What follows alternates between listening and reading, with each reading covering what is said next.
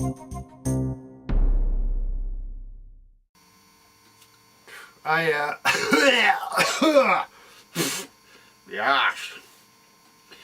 Yes. Churchill, yes.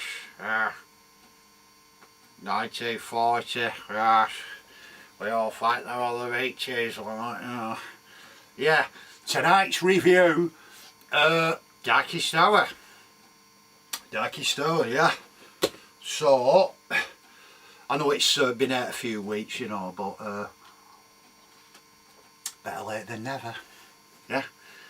Yeah, we've had a bit of a World War II type mini revival, haven't we, over the last few months. Last year we had Brian Cox in Churchill, which were Churchill at just before D-Day landings, yeah. I watched and reviewed that, enjoyed it. Then we had Dunkirk, didn't we? Nolan's Dunkirk. Enjoyed that. Gosh. And now we get Darkest Hour, which is set roughly at the kind of same time, Dunkirk time, yeah, where it's basically Chamberlain's gotta go after the Munich crisis. They've got to get rid of him, so he's on out, and the only guy for the job is Churchill.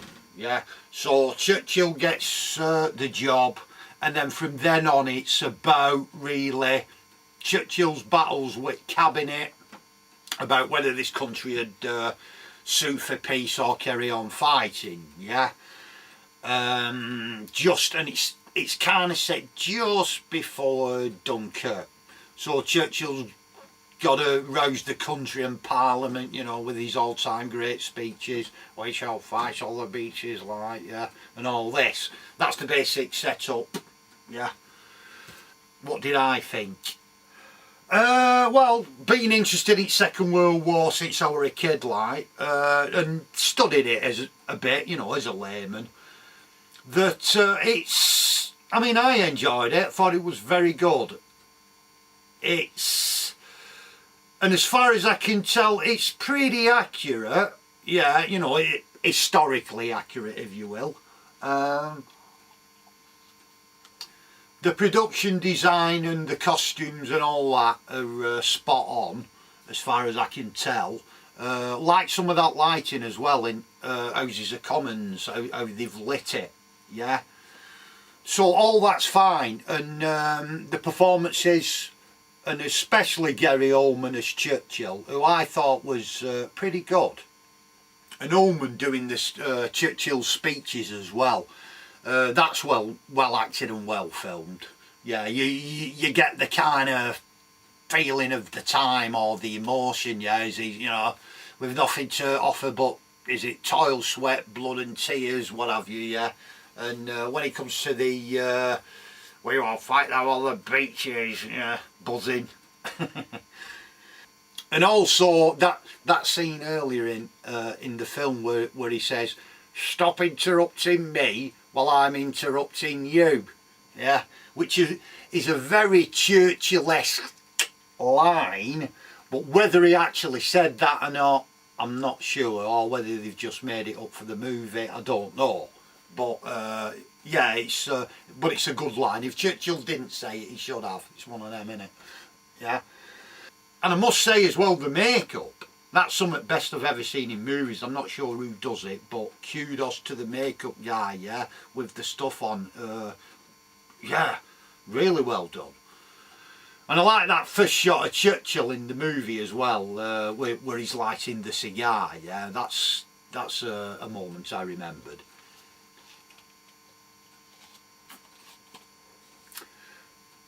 Just one kind of caveat with it. It's been mentioned before in quite a few reviews and that's the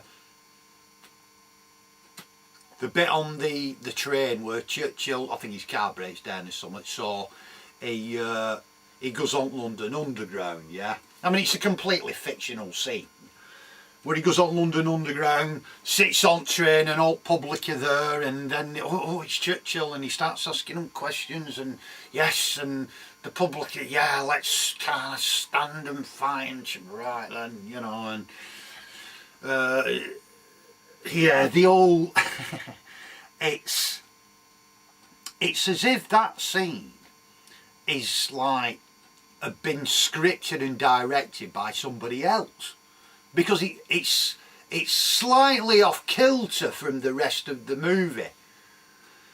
And I think if it had been a deleted scene on a DVD, you wouldn't have been surprised. Yeah, the acting and the writing and just isn't quite up to it.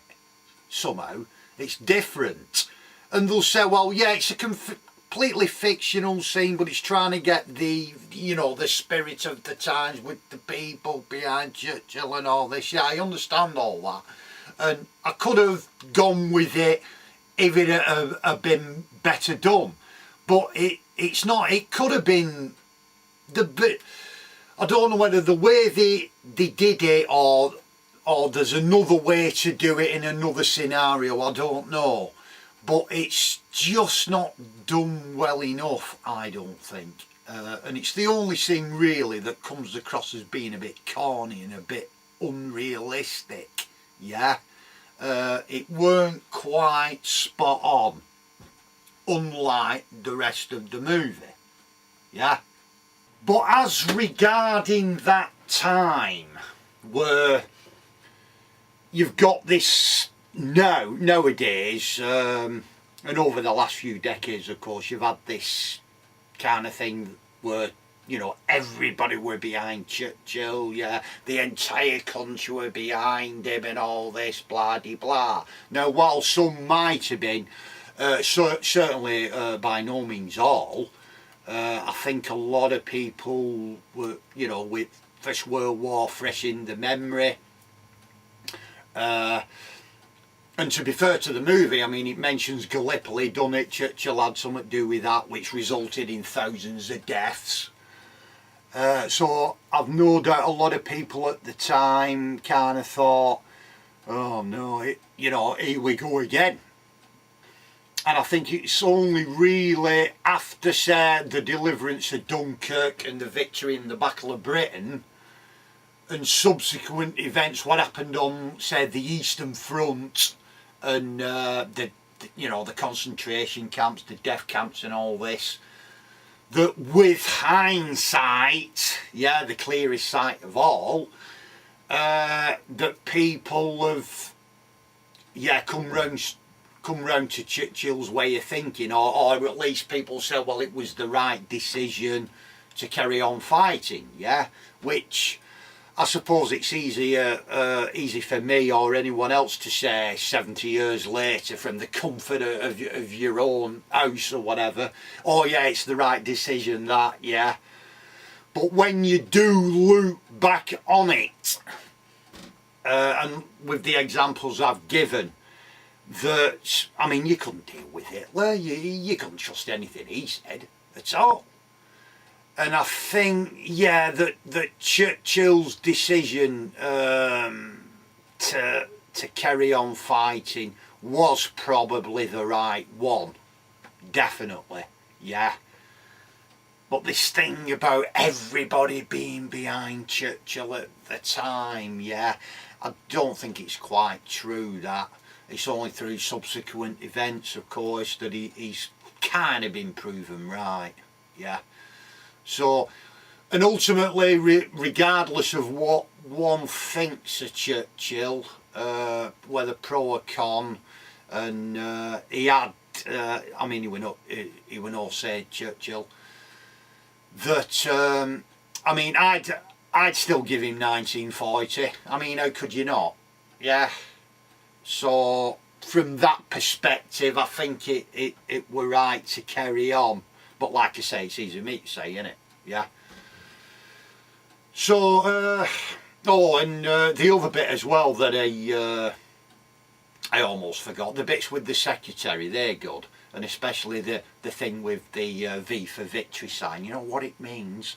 Whether it's actually true, that scene, or not with him, I don't know, but again, a good scene again, innit? So yeah, so overall, worth a watch. I enjoyed it, and I'm kind of looking forward to seeing it again. I think it's worth another watch, yeah? Whether now they're gonna continue and do a Battle of Britain movie, I don't know. I'd heard some stories about Ridley Scott supposed to be doing one, but I don't know how much truth there is in that, but I'll kind of look forward to it if they are doing one, although the 69 movie would take some beating. But if they do it, I'd like to have Gary Oldman in it for deliver the finest hour speech, yeah? But before we go, one last thing. Yeah, there's a book out now, it's in top 10 in it, I think, by the screenwriter of the movie, Darkest Hour, explaining, you know, what happened, yeah? Which kind of surprised me in a mini way, because there were a book here that I got came out about 2000, which covers much the same things, yeah? 5 Days in London, May 1940, by American author John Lukács, yeah? And I'm going to read it again now after seeing the movie, because I've not read it for a while. And it just covers basically these 5 crucial days in May, I think May 24th to May 28th, 1940, yeah? Whereas the movie covers a bit more than just that. But when it were going off, because it's the same time period and all this, same subject, I was looking on end titles to see whether they based any of this book or the film on any bits of this book, yeah? But there were no mention of the book. But I did notice that the author, John Lukács, is the historical consultant in the movie, yeah? So obviously they must have, yeah, looked into the book, I guess.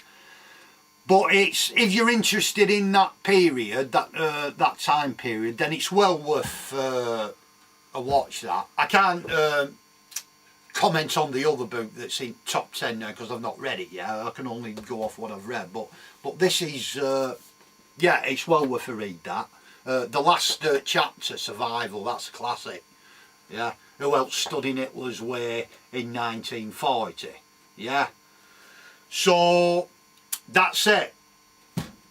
Hope you enjoyed the review. Get hold of book if you're interested. And I think that's it. Right, that's it. Hope you enjoyed it. And yes, see you later. We all fight on the beaches. Yes.